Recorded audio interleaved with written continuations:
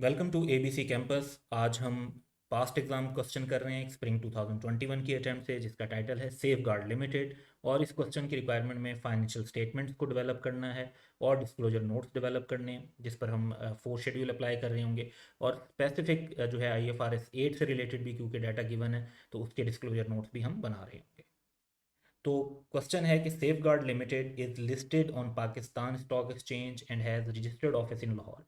क्योंकि ये listed entity है तो इस पर 4 शेड्यूल अप्लाई होगा कंपनीज एक्ट 2017 का, और उसके हिसाब से इसके डिस्क्लोजर बनेंगे। SL is engage in the manufacture of polyester and soda ash. ये उनकी बेसिकली प्रोडक्ट्स आ गई। Production plants are located in Lahore and Karachi. Following is the एसएल्स draft statement of financial position as on 31 December 2020। तो ये draft statement of financial position है, जिसमें share capital, reserve, long term liabilities, trade and other payables और bank overdraft given है। और asset side पर property, plant, equipment, loan to employees, trade and other receivable और stock in trade given है। कुछ additional formation भी given है। पहली इंफॉर्मेशन है कि authorise share capital consist of 900 million share of ₹10 each. तो ये बेसिकली शेयर कैपिटल से रिलेट कर जाएगी।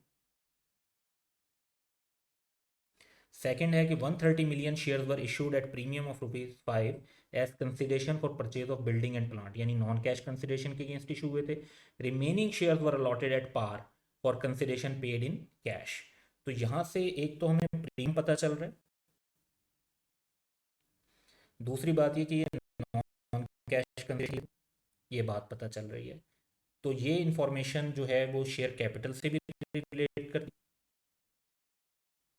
और रिजर्व से भी रिलेट है, क्योंकि शेयर प्रीमियम तो रिजर्व में।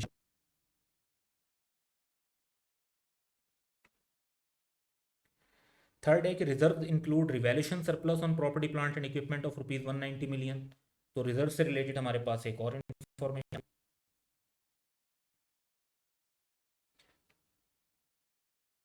फोर्थ इंफॉर्मेशन है कि long term liabilities comprise of loan from bank of ₹1100 million, out of which ₹250 million is payable on 30 November 2021।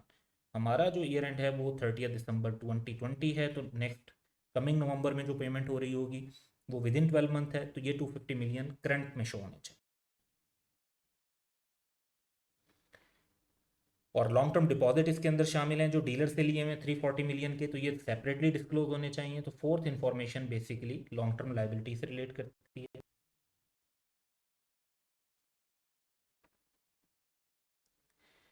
Fifth information है कि trade and other payables include unpaid dividend of ₹18 million.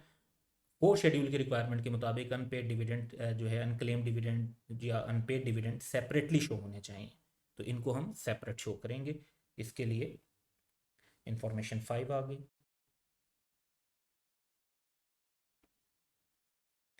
Information 6 है कि loan to employees include loan to directors of 140 million. All of these loans are interest free housing house financing for 10 years as per company policy. 30% of the amount was disburse during the year. Repayment will start after 2 years। तो इसमें 4 schedule की requirement ये है कि loan to directors separately एक तो हमें show करने होते हैं, डिस्क्लोज करने होते हैं, और उनकी मूवमेंट भी बतानी होती है।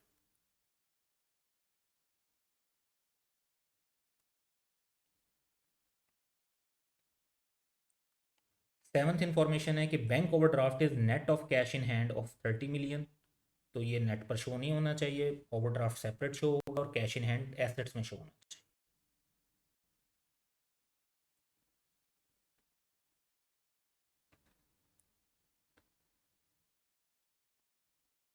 एट्थ इंफॉर्मेशन है कि SL has 2 operating segment on the basis of geographical location.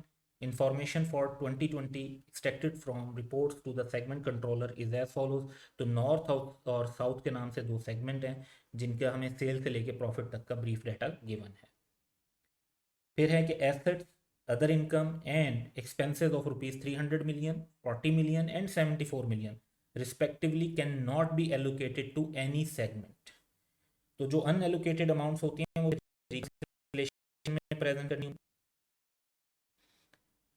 10th information है कि asset and liabilities of north and south were in the ratio of 4:3। तो जब हम टोटल एसेट्स फाइंड आउट कर लेंगे ऊपर स्टेटमेंट ऑफ फाइनेंशियल पोजीशन में, तो उसको 4:3 में हम इजीली प्रोपोर्शनेटली ले सकते हैं। And north sales include sales of ₹50 million to south at a profit of तो ये इंटर सेगमेंट जो ट्रांजेक्शन है उनका डाटा गिवन है। इंफॉर्मेशन नंबर 8 से 11 तक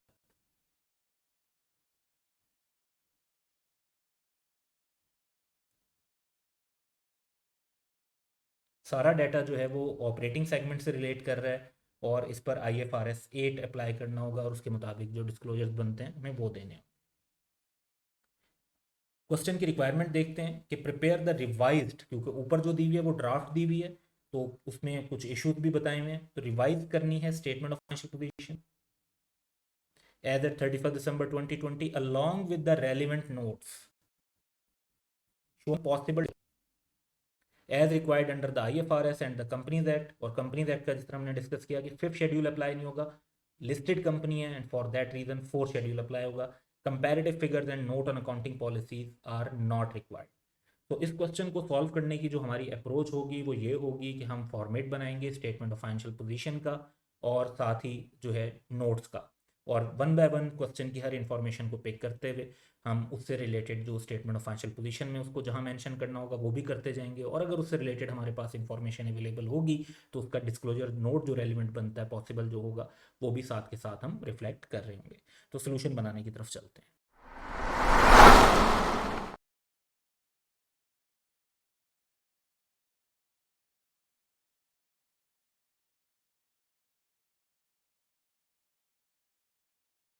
स्टेटमेंट ऑफ फाइनेंशियल पोजीशन में हम आंसर जब अपना लिखेंगे तो एंटिटी का नाम है सेफगार्ड लिमिटेड।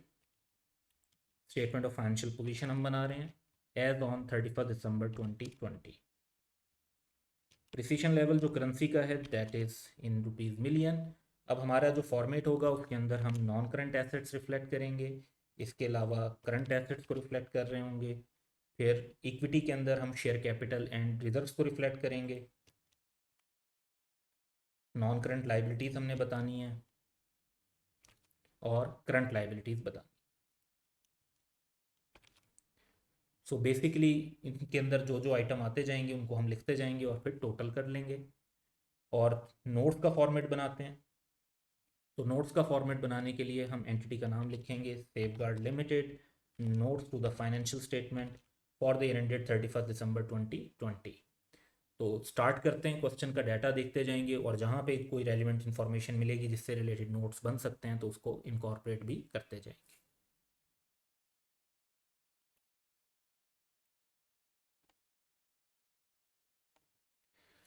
तो सबसे पहले हमें लीगल स्टेटस और नेचर के बारे में इंफॉर्मेशन दी हुई है कि Safeguard limited is listed on Pakistan stock exchange, having registered office at Lahore, और इंगेज है ये manufacture of polyester and soda ash में, और बेसिकली इसके जो ऑफिस हैं वो लोकेटेड हैं, प्लांट्स लोकेटेड हैं लाहौर एंड कराची में। सो इस इंफॉर्मेशन को हम नोट्स में डिस्क्लोज कर देंगे।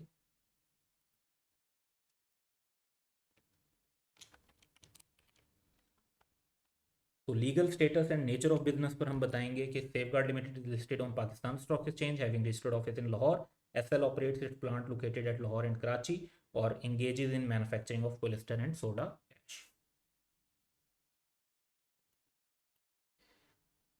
अब फाइनेंशियल स्टेटमेंट की फिगर्स की तरफ आते हैं। तो नॉन करंट एसेट सबसे पहले हमने बनाने हैं, तो हम स्टार्ट करेंगे प्रॉपर्टी प्लांट एंड इक्विपमेंट से। प्रॉपर्टी प्लांट एंड इक्विपमेंट की कोई फर्दर, तो ये फिगर हम स्ट्रेट फॉरवर्ड मेंशन कर सकते हैं।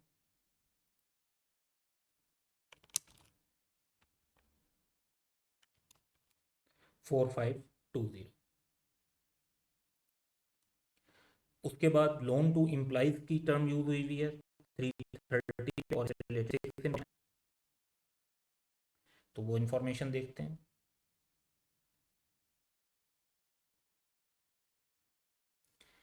So loan to employees include loans to directors. तो टर्म लोन टू इम्प्लाइज जो है वो कंप्रिहेंसिव नहीं है, यहाँ पे जो टर्म यूज 4th शेड्यूल में होती है वो है long term loans and advances. अब ये नहीं बताया हुआ कि सिक्योर्ड हैं या अनसिक्योर्ड हैं, ये भी बताना होता है। तो खैर हम दोनों लिख देंगे फिलहाल सोल्यूशन में, कोई भी जो फिर उसमें से सिचुएशन होगी वो एप्लीकेबल हो जाएगी। तो लोन टू इम्प्लाइज में डायरेक्टर्स के भी 140 मिलियन के लोन्स शामिल हैं, 330 है ऊपर amount. All of these loans are interest free, 10 years के अंदर ये पे होने हैं, और 30% ऑफ अमाउंट जो है वो डिस्पर्स हुई है ड्यूरिंग द ईयर। इसका मतलब है कि 70% अमाउंट जो है वो उससे पिछले सालों में डिस्पर्स की गई है। तो इसके ऊपर जो एक तो हम इसे अपनी स्टेटमेंट ऑफ फाइनेंशियल पोजीशन में रिफ्लेक्ट कर देंगे, दूसरा इस पर हमें डिस्क्लोजर नोट बनाना होगा in accordance with fourth schedule. तो स्टेटमेंट ऑफ फाइनेंशियल पोजीशन की तरफ चलते हैं। तो हम लिखेंगे long term loans and advances, और क्योंकि इस पर नोट भी हमारा बनेगा तो नोट का रेफरेंस दे देते हैं, क्योंकि फर्स्ट नोट जो है वो लीगल स्टेटस और नेचर ऑफ बिजनेस पर है। तो ये नोट हमारा 2 बनेगा, और अमाउंट जो 330 की गिवन है हम वही यहाँ पर मेंशन कर देते हैं। इसका डिस्क्लोजर डेवलप करते हैं। तो ये यहाँ पर हमने दोनों लिख दिए हैं, स्क्योर्ड स्लैश अनस्क्योर्ड, क्योंकि नो आइडिया कि ये स्क्योर्ड हैं या अनस्क्योर्ड हैं। टिपिकली ज़्यादातर वैसे जो एम्प्लॉयज़ और डायरेक्टर्स को लोन दिए जाते हैं वो अनस्क्योर्ड होते हैं, उनसे कोई कोलेट्रल वगैरह रिसीव नहीं किया गया होता। तो एक तो हम ये बताएंगे कि डायरेक्टर्स से रिलेटेड कितना लोन है, और उसकी मूवमेंट भी बतानी है। तो सेपरेट एक मूवमेंट बना लेंगे। 140 की अमाउंट क्वेश्चन में गिवन है, टोटल अमाउंट गिवन है 330 की। तो जो डिफरेंस है वो फिर लोन टू एम्प्लॉयज़ है 190 का, तो एम्प्लॉयज़ मेंशन कर देंगे। अब जो 2.1 हमें सब नोट एक बनाना है, जिसके अंदर बेसिकली हम रिकन्सिलेशन डेवलप कर रहे होंगे ऑफ लोन टू डायरेक्टर्स की। सो हमें लेना है ओपनिंग बैलेंस, जो डिसबर्समेंट ड्यूरिंग द ईयर हुई है, जो रीपेमेंट हुई है। रीपेमेंट वैसे क्वेश्चन में बताया हुआ है कि कोई नहीं हुई ड्यूरिंग द ईयर। तो ओपनिंग बैलेंस होगा 140 जो डायरेक्टर्स को लोन दिया गया, क्योंकि बताया गया कि 30% ड्यूरिंग द ईयर डिसबर्स हुआ है।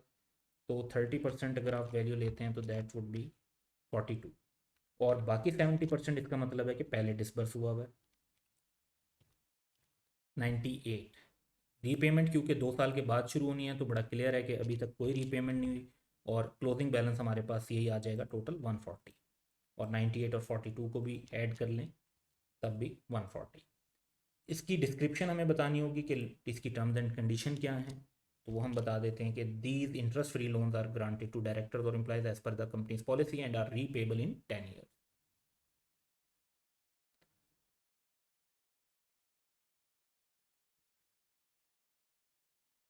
इसके बाद हमारे पास स्टॉक इन ट्रेड है और trade and other receivables.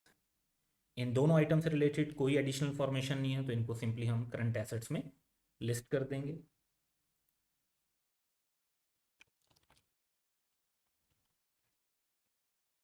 Stock in trade, trade and other receivable.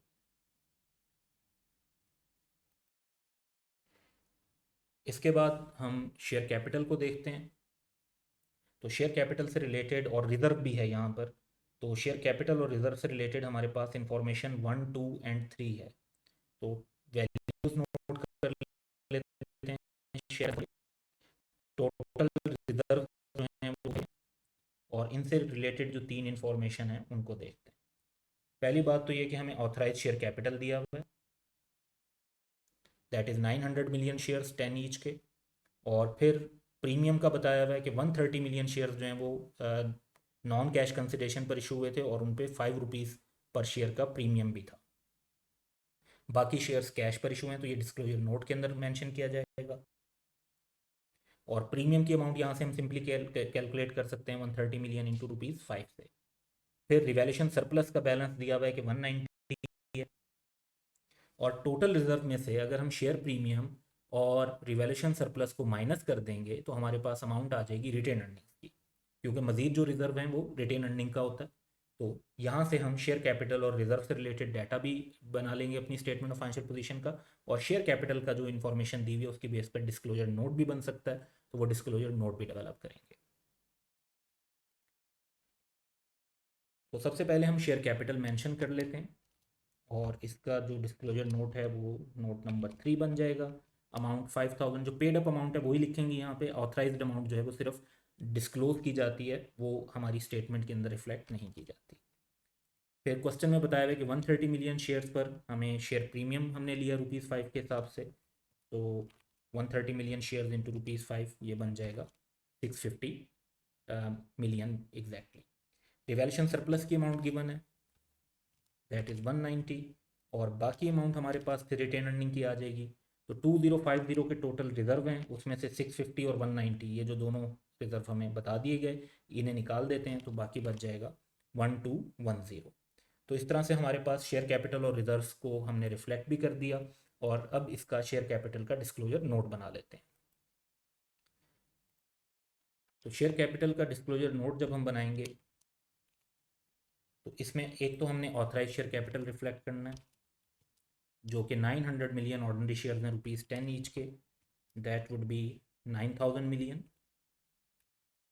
और फिर हमने issued, subscribed and paid up capital mention करना है। हमें ये बताया हुआ है कि 130 मिलियन जो शेयर्स हैं वो नॉन कैश कंसिडरेशन के अगेंस्ट इशू हुए थे। तो टोटल अमाउंट तो जो है वो बेसिकली 5000 मिलियन है, या 500 मिलियन शेयर्स बनती है। तो इसमें से 130 जो है वो 1300 मिलियन बन गए 10 रुपीज़ के हिसाब से। तो बाकी जो है फॉर कैश हैं, तो बाकी कितने होंगे? 500 में से 130 निकाल दें, 370, दैट वुड बी 3700 मिलियन। तो इस तरह से जो शेयर कैपिटल का हमारा डिस्क्लोजर बनना था वो भी डेवलप हो गया।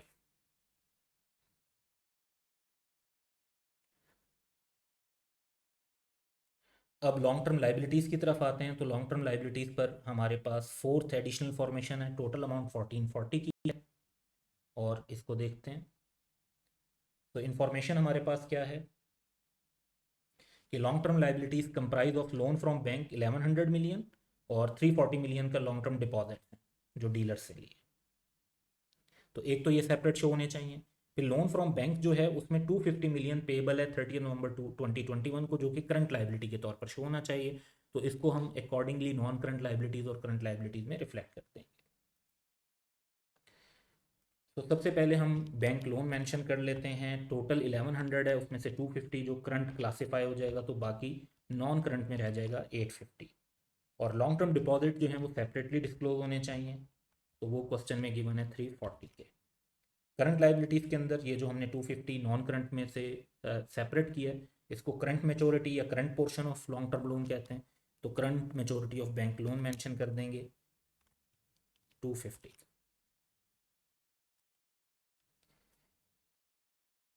इसके बाद हमारे पास ट्रेड एंड अदर पेबल्स हैं 16, और इसमें इंफॉर्मेशन नंबर 5 रेलिवेंट है कि trade and other payables include unpaid dividend of ₹18 million. तो अनपेड डिविडेंड सेपरेटली डिस्क्लोज होने चाहिए, सिंपली इन दोनों अमाउंट्स को सेपरेटली शो कर देंगे। तो हम ट्रेड एंड अदर पेबल्स लिखेंगे और अनपेड डिविडेंड सेपरेटली जो हमें बताए हुए हैं 18 के। और जो टोटल अमाउंट गिवन है 1610 की, उसमें से ये 18 अलग कर देते हैं, तो बाकी ट्रेड एंड अदर पेबल हमारे बच जाते हैं 1592 के।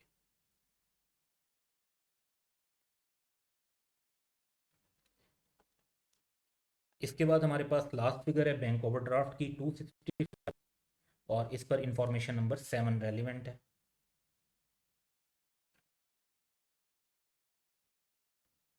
तो bank overdraft net of cash in hand of 30 million है, तो ये नेट नहीं होना चाहिए। यानी अगर कैश इन हैंड को लेस ना किया होता, इसमें से नेट ना किया होता, तो बैंक ओवरड्राफ्ट ज़्यादा होता। तो कैश इन हैंड अगर इसमें से लेस ना हुआ होता तो वो हम ऐड बैक कर देते हैं 265 प्लस 30। तो बैंक ओवरड्राफ्ट का जो सही बैलेंस है वो 295 है, और ये 30 जो हम यहाँ से हम ख़त्म करेंगे तो करंट एसेट्स के अंदर फिर हमें कैश इन हैंड को रिकॉर्ड करना चाहिए ऑफ 30। अब हम देखते हैं कि हम जो स्टेटमेंट ऑफ फाइनेंशियल पोजीशन से रिलेटेड जितनी आइटम्स थे उनको रिकॉर्ड कर चुके हैं, और उससे रिलेटेड एडिशनल इन्फॉर्मेशन भी हो गई है। सिर्फ IFRS 8 के डिस्क्लोजर्स अब बाकी हैं, और उनका इम्पैक्ट हमारी स्टेटमेंट ऑफ फाइनेंशियल पोजीशन पर नहीं होगा। तो हम स्टेटमेंट ऑफ फाइनेंशियल पोजीशन को कंक्लूड कर लेते हैं। सबसे पहले हम नॉन करंट एसेट्स का टोटल कर लेते हैं, that would be 4850 million. Current assets का टोटल कर लेते हैं, और टोटल एसेट्स हमारे पास आ जाते हैं 10395 million. Share capital and reserves का टोटल करेंगे 7050 मिलियन। नॉन करंट लाइबिलिटीज का total that would be 1190 million. Current liabilities का टोटल भी करेंगे, दैट इज 2155, और 7050 प्लस 1190 प्लस 2155 हमारे पास इक्विटी प्लस लाइबिलिटीज का टोटल आ जाएगा 10395, जो कि मैच भी कर रहा है। तो टोटल एसेट्स भी हमारे पास 10395 हैं, और इक्विटी प्लस लाइबिलिटी भी 10395 5 है। तो इस तरह से हमारी एक रिक्वायरमेंट जो थी कि स्टेटमेंट ऑफ फाइनेंशियल पोजीशन बनाई जाए वो यहाँ पर कंप्लीट हो जाती है। अब नोट्स की तरफ चलते हैं। तो हम रेलिवेंट नोट्स भी बना चुके हैं अदर देन IFRS से। तो IFRS 8 का रिलेटेड डाटा देखते हैं।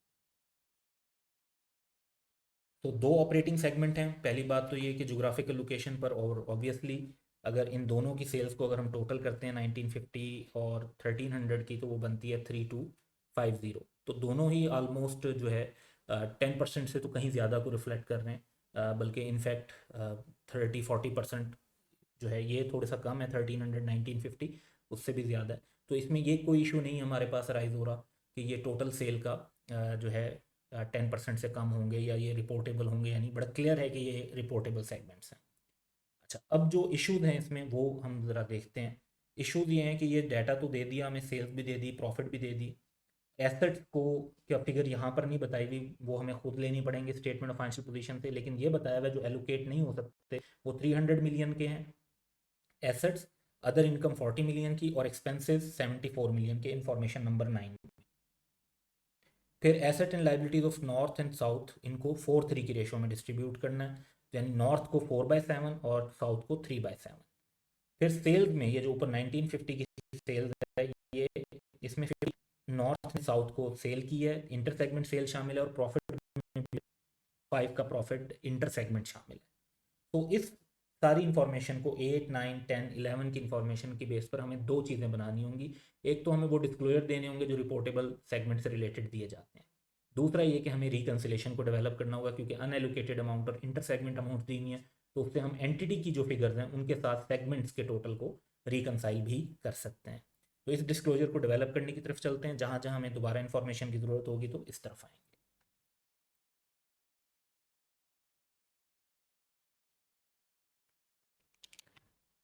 तो ऑपरेटिंग सेगमेंट्स की बात करते हैं।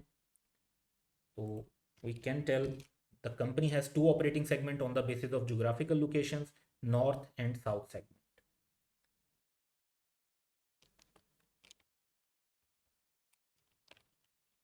तो हम एक रिपोर्टेबल ऑपरेटिंग सेगमेंट्स का डाटा बना लेंगे, नॉर्थ, साउथ और टोटल, यानी टोटल ऑफ रिपोर्टेबल। इसमें हमें जो चीज़ें रिफ्लेक्ट करनी है, revenue from external customer, inter segment revenue भी कर देते हैं, रेवेन्यू इंटरनल एक्सटर्नल कंबाइन ये भी बता देंगे। वैसे ये ज़रूरी नहीं है ये जो दो चीज़ें कि आप इंटरनल एक्सटर्नल का टोटल भी बताएं, लेकिन जब दो चीज़ें ऊपर बता दी हैं तो उनका टोटल भी दे देते हैं।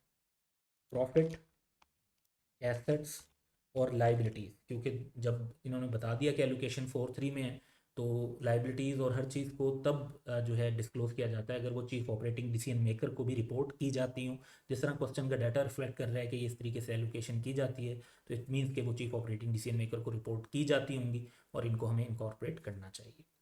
तो ये हमारा डिस्क्लोजर तो बन जाएगा, लेकिन अपार्ट फ्रॉम दैट हमें एक रिकन्सिलेशन भी बनानी चाहिए जिसमें हम जो रिपोर्टेबल की ये टोटल की फिगर आएंगी उनको इनकॉर्पोरेट करेंगे, उसमें इंटर सेगमेंट अनएलोकेटेड को रिकनसाइल करके एंटिटी की टोटल फिगर फाइंड आउट करेंगे।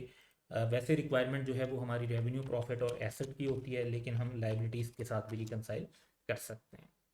सो बेस्ड ऑन दिस हम जो है डाटा इनकॉर्पोरेट करते जाते हैं और उसको शामिल करते जाते हैं। तो सेल्स हमें 1950 की दी हुई है, लेकिन इसमें 50 इंटर, तो वो निकाल दें। तो हम रेवेन्यू को अब रिफ्लेक्ट कर लेते हैं। सो एक्सटर्नल कस्टमर की बात करेंगे तो 1950 में से 50 निकाल दें, 1900। 50 की इंटर सेगमेंट है, टोटल 1950 बन जाता है। साउथ की 1300 की सेल्स है, इंटर सेगमेंट कोई अमाउंट नहीं है, तो जो टोटल है वो भी 1300 होगा। और इस तरह से हम 3200, 50 और 3250 का टोटल यहाँ पे कर लेते हैं। फिर हम बात करते हैं प्रॉफिट की। तो प्रॉफिट का डाटा देखते हैं, 135 and 70।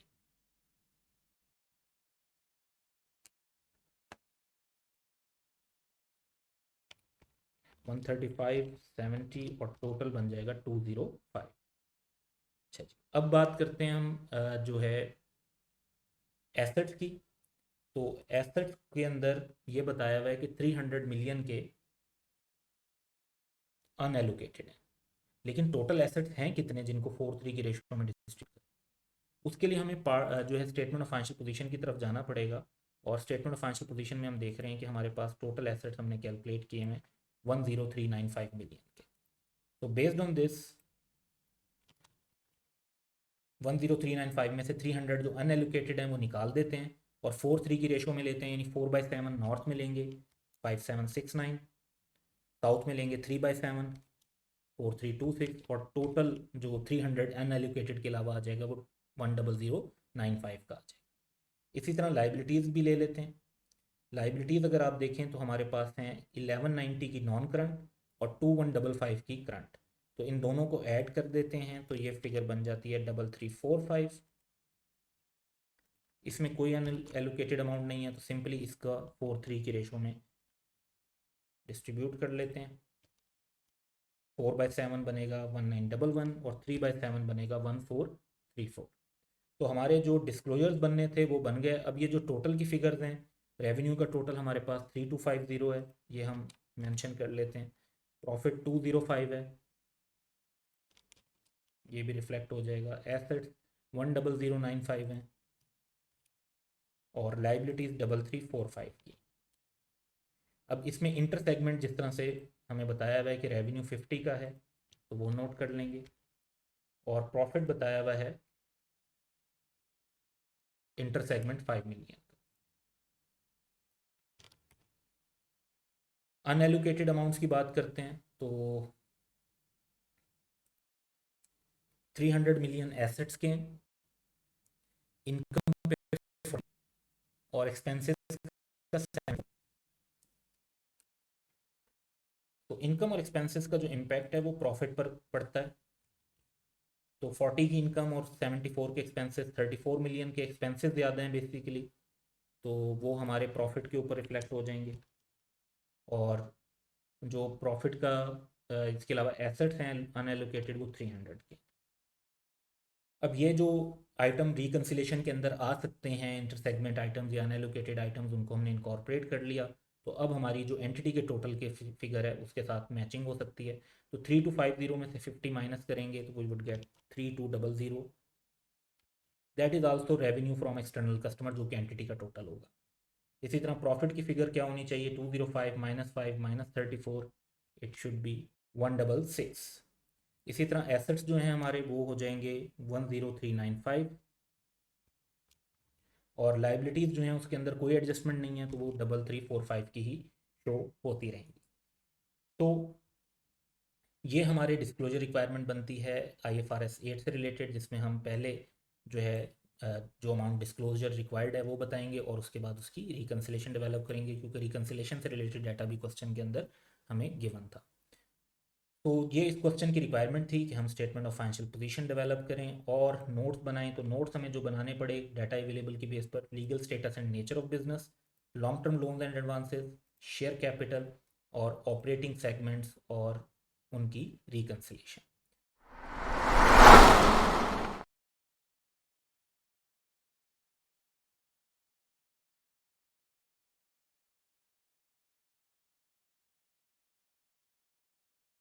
Welcome to ABC campus. आज हम प्रेजेंटेशन ऑफ फाइनेंशियल स्टेटमेंट में रेगुलेटरी फ्रेमवर्क से related objective based question and answer करेंगे 1 to 23।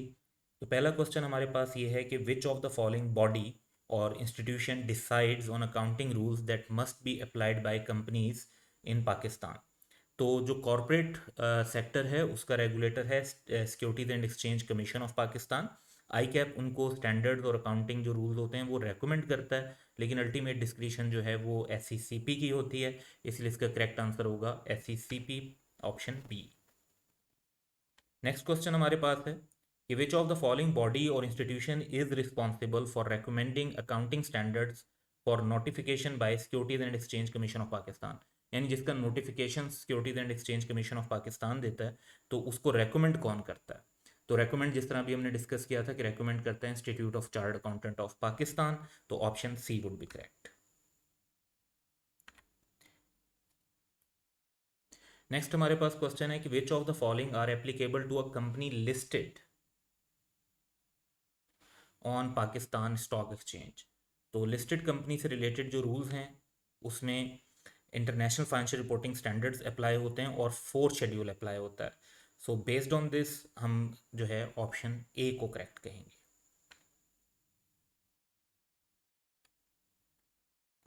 क्वेश्चन 4 है कि which of the following are applicable to non listed but public interest company. तो public interest company में दो टाइप्स होती हैं, एक तो लिस्टेड तो हमेशा पब्लिक इंटरेस्ट ही समझी जाती हैं, जो नॉन लिस्टेड कंपनीज होती हैं उसमें भी पब्लिक इंटरेस्ट पॉसिबल है, और उनकी एक लिस्ट थर्ड शेड्यूल में गिवन है, ये वो लिस्ट है। तो इनके ऊपर फिफ्थ शेड्यूल अप्लाई होता है। अब कॉन्सेप्ट बिल्कुल सिंपल है कि जो लिस्टेड कंपनीज हैं और उनकी सब्सिडरीज हैं वो फोर्थ शेड्यूल फॉलो करेंगी, और बाकी सारी कंपनीज जो हैं वो फिफ्थ शेड्यूल फॉलो करेंगी, और साथ जो पब्लिक इंटरेस्ट कंपनीज हैं वो आईएफआरएस भी फॉलो करेंगी। तो option B would be correct. Next देखते हैं। तो which of the following are applicable to non listed large size Pakistani company. तो जब लार्ज साइज की बात हो रही होती है तो पब्लिक इंटरेस्ट कंपनी के बाद जो सेकंड कैटेगरी आती है वो लार्ज साइज कंपनी की है। उसमें फिर जाहिर बात है नॉट फॉर प्रॉफिट भी हैं, उसमें फॉरेन कंपनी भी है। तो पाकिस्तानी कंपनी की जब बात हो रही है तो हमारा जो कॉन्टेक्स्ट होगा वो देखते हैं। तो ये एक ऐसी non listed large size company होगी जिसमें तीन में से कोई एक क्राइटेरिया मीट हो रहा हो। तो उसमें जो एप्लीकेशन होगी वो होगी आईएफआरएस की ही अप्लाई होगा और फिफ्थ शेड्यूल अप्लाई होगा। तो यहाँ पर हमारा ऑप्शन बी करेक्ट होगा। नेक्स्ट देखते हैं। क्वेश्चन 6 है कि हाउ पब्लिक यूटिलिटी और similar company carrying on the business of essential public services shall be classified according to companies act 2017। तो थर्ड शेड्यूल के अंदर क्लासिफिकेशन दी हुई है, और उसके अंदर जो पब्लिक इंटरेस्ट कंपनी की क्लासिफिकेशन दी हुई है उसमें ये सिंपली एक पॉइंट है कि पब्लिक यूटिलिटी और similar company carrying on the business of essential public service. तो यही पॉइंट यहाँ पे पूछा गया है। तो बेस्ड ऑन दिस इसको पब्लिक इंटरेस्ट कंपनी समझा जाएगा। Option A would be correct. Question 7 है a public unlisted company has paid up capital of rupees 8 million, turnover of rupees 90 million and 225 employees. How it shall be classified according to companies act? तो medium size entity का देखें तो इसका paid up capital 200 million से कम है, turnover जो है वो इसका 90 मिलियन है जस्ट, तो वो भी 1 बिलियन से कम है, और एम्प्लॉयज़ जो हैं इसके 225 हैं। तो यानी इस रेंज में नहीं आते 250 टू 750। लेकिन ये एक लॉ में कह लें कि जो लिखा हुआ है उसमें एक थोड़ा सा इशू है, वो ये कि ये एंटिटी स्मॉल के अंदर भी क्लासीफाई नहीं होती, लार्ज के अंदर भी नहीं होती, क्योंकि ये एंटिटी लार्ज का कोई क्राइटेरिया मीट नहीं करती, और अगर हम स्मॉल का क्राइटेरिया देखें तो उसमें तो प्राइवेट कंपनी होती है, उसमें पब्लिक कंपनी आती ही नहीं है।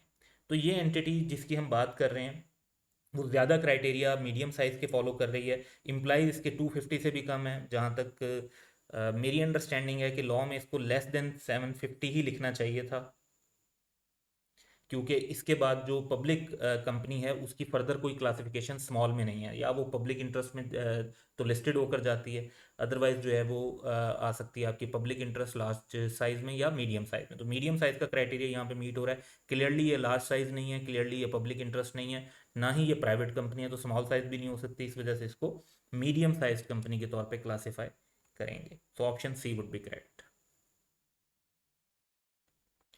एट्थ है कि प्राइवेट कंपनी है, इसका paid up capital 80 million, turnover 900 million और 525 एम्प्लॉयज़ हैं। इसकी क्लासिफिकेशन कैसे होगी? तो मीडियम साइज कंपनी में जो बी कैटेगरी है उसमें प्राइवेट कंपनी की बात हो रही है, तो पेड अप कैपिटल 10 टू 200 हो, तो यहाँ पर ये मैच कर रहा है। टर्नओवर ग्रेटर देन 100 मिलियन हो लेकिन 1 बिलियन से ज़्यादा एक्सीड ना कर रहा हो, तो ये भी मीट कर रहा है। एम्प्लॉयज़ 250 से तो ज़्यादा हो लेकिन 750 से कम, तो सारे क्राइटेरिया मीट हो रहे हैं और ये प्राइवेट कंपनी है, तो ये मीडियम साइज कंपनी ट्रीट होगी। नाइन्थ हम देखते हैं पब्लिक अनलिस्टेड कंपनी है जिसका पेड अप कैपिटल 80 मिलियन है, टर्नओवर 1200 मिलियन है यानी 1.2 बिलियन, और 225 एम्प्लॉयज़ हैं। तो इसको कैसे क्लासिफाई करेंगे? तो लार्ज साइज कंपनी की जो डेफिनेशन दी हुई है उसमें और मेंशन है, तो एक क्राइटेरिया भी मीट हो जाए तो फिर वो लार्ज साइज कंपनी ट्रीट हो जाएगी। तो ये 1200 मिलियन मतलब 1.2 बिलियन, तो टर्नओवर जो है वो 1 बिलियन से ज़्यादा का है, इसलिए इसे लार्ज साइज कंपनी क्लासिफाई किया जाएगा। क्वेश्चन 10 है, a foreign company has paid up capital equivalent of rupees 250 million, turnover of 900 million and 725 employees। तो इसको हम कैसे क्लासिफाई करेंगे अंडर कंपनीज एक्ट? तो मीडियम साइज एंटिटी में सिंपल इसका तो टर्नओवर का क्राइटेरिया होता है, जो फॉरेन कंपनीज हैं, तो वो हम इसका देख भी लेते हैं कि टर्नओवर अगर लेस देन 1 बिलियन है तो ये मीडियम साइज कंपनी ट्रीट होगी। क्वेश्चन 11 है, इसमें थोड़ी सी करेक्शन यहाँ पे कर लें क्योंकि यहाँ पर आ रहा है कि जी 500,000 रुपीज़, ये बेसिकली जो फोर्थ शेड्यूल जब अपडेट हुआ है तो इट इज़ 5 मिलियन रुपीज़। तो ये करेक्शन नोट कर लेंगे, और रेलिवेंट जो पोर्शन है फोर्थ शेड्यूल का उसमें ये 5 मिलियन रुपीज़ ही लिखे हुए हैं। तो इसमें यह था कि in case of sale of fixed asset if the aggregate book value of asset exceed 5 million rupees following particulars of each asset shall be disclose. तो जो 6 पर्टिकुलर फोर्थ शेड्यूल में मेंशन है वही सारे यहाँ पर भी हैं।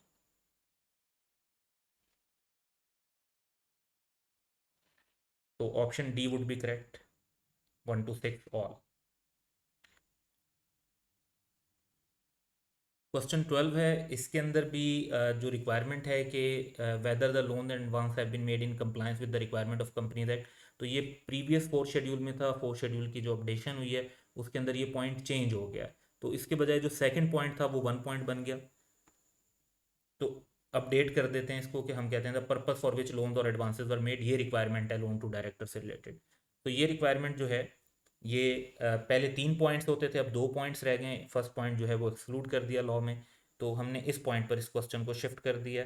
और जो प्रीवियस पॉइंट था वो सिर्फ फोर्थ शेड्यूल में था, लेकिन अब जो ये दोनों पॉइंट्स हैं, ये दोनों पॉइंट्स जो हैं वो फोर्थ शेड्यूल में भी मेंशन है और फिफ्थ शेड्यूल में भी मेंशन है। तो इस वजह से हमारा जो आंसर होगा वो सी होगा, बोथ ए एंड बी, यानी फोर्थ एंड फिफ्थ शेड्यूल दोनों। क्वेश्चन 13 देखते हैं कि in respect of loans and advances other than those to the supplier of goods और services the name of the borrower and term of repayment if the loan or advance exceed rupees 1 million together with the particulars of collateral security if any shall be disclosed separately। सो ये point जो है fourth schedule में mention है, इसमें supplier के अलावा implies वाला area भी रिसेंटली ऐड हो गया है कि other than those implies other than those to implies as per company's human resource policy or to supplier of goods services, और बाकी सारी वही बात है। तो ये रिक्वायरमेंट बुक के अंदर क्लियरली मेंशन भी है, और फोर्थ और फिफ्थ शेड्यूल का अगर आप कंपैरिजन करें तो तब भी पता चलती है कि ये रिक्वायरमेंट सिर्फ फोर्थ शेड्यूल में है और फिफ्थ शेड्यूल में ये रिक्वायरमेंट नहीं है। तो हमारा ऑप्शन ए करेक्ट होगा। क्वेश्चन 14 है कि in fourth and fifth schedule an executive has been defined as an employee other than chief executive and director whose basic salary exceeds a certain amount in a financial year। तो वो amount basically क्या है? तो वो amount mention है, ये book में definition sections के अंदर मेंशन है कि 1200,000 rupees. So option B would be correct.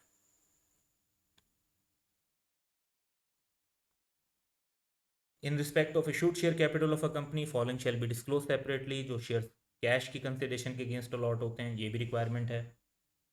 Share जो अलॉट होते हैं अदर देन कैश वो भी। Share allotted as bonus share और ट्रेजरी शेयर, ये बेसिकली चारों ही रिक्वायरमेंट हैं कंपनीज एक्ट की कि इनको डिस्क्लोज किया जाए। So option D would be correct. Question 16 है कि mercury limited is a listed company on Pakistan stock exchange, which schedule of companies act is applicable to it for disclosure requirement. तो basically listed company पे fourth schedule apply होता है, यही हमारा answer होगा। Question 17 है कि नेपचून प्राइवेट लिमिटेड, अब प्राइवेट लिमिटेड जो एंटिटी होती है वो लिस्टेड तो वैसे ही नहीं हो सकती, और लार्ज साइज कंपनी है according to third schedule of companies act, which schedule of companies act is applicable to it for disclosure requirement. तो लिस्टेड के अलावा जितनी भी एंटिटीज़ होती हैं उन पर फिफ्थ शेड्यूल अप्लाई होता है। तो यहाँ पे लार्ज साइज का स्पेसिफिकली रेफरेंस भी हम देख लेते हैं। तो fifth schedule would be our answer. Question 18 है कि Mars limited is public unlisted company. It is subsidiary of mercury limited which is listed on Pakistan Stock Exchange, which schedule of Companies Act is applicable to it for disclosure requirement। तो basically बात यह है कि जब consolidation होनी है ultimately, तो subsidiary को भी वही डिस्क्लोजर देने पड़ेंगे सब्सिडरी के डाटा के लिए जो उसकी पेरेंट को देने पड़ते हैं। तो जो लिस्टेड कंपनी की सब्सिडरीज होती हैं वो भी फोर्थ शेड्यूल ही अप्लाई करती हैं। ये लॉ में इतना स्पेसिफिकली मेंशन नहीं है, लेकिन फोर्थ शेड्यूल के स्टार्ट में जहाँ पे ये बताया गया है कि जी लिस्टेड एंटिटीज़ IFRS फॉलो करेंगी, तो वहाँ पे ये वर्ड है कि listed entities and its subsidiaries. और जब फिफ्थ शेड्यूल स्टार्ट होता है तो वो यहाँ से स्टार्ट होता है कि G every company other than listed company and its subsidiaries. So इस वजह से यहाँ से इम्प्लीकेशन है कि जो सब्सिडरी कंपनी होगी लिस्टेड की वो भी फोर्थ शेड्यूल ही फॉलो करेगी। प्रैक्टिकली भी यही किया जाता है। तो हमारा करेक्ट आंसर फोर्थ शेड्यूल होना चाहिए। क्वेश्चन 19 देखते हैं। Which schedule of company that list the classification criteria of the companies based on company size. तो ये थर्ड शेड्यूल है बेसिकली। तो इसके अंदर ये सारे क्राइटेरियाज हमारे मेंशन हैं।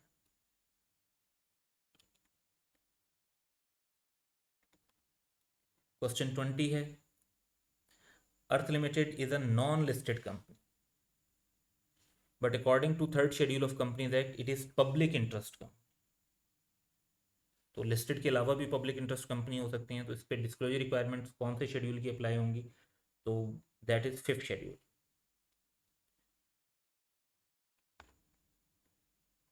क्वेश्चन 21 देखते हैं। विच of the following is not a characteristics of small size company under the companies act. तो स्मॉल साइज कंपनी के लिए देखते हैं जो क्राइटेरिया है प्राइवेट कंपनी वाला, paid up capital, implies, requirement जो है वो टर्नओवर की है, यहाँ पर एसेट्स लिखे हैं। तो नॉट के हिसाब से option C would be the correct answer.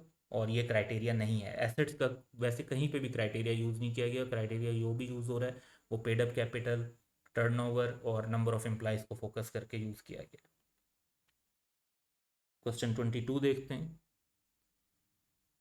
The applicable financial reporting framework and schedule of the company that for large size company. तो थर्ड शेड्यूल में जिस तरह से मेंशन है IFRS फॉलो करने और फिफ्थ शेड्यूल फॉलो करने। तो option B would be correct. Then 23 है। Which of the following is not a disclosure requirement under the fifth schedule.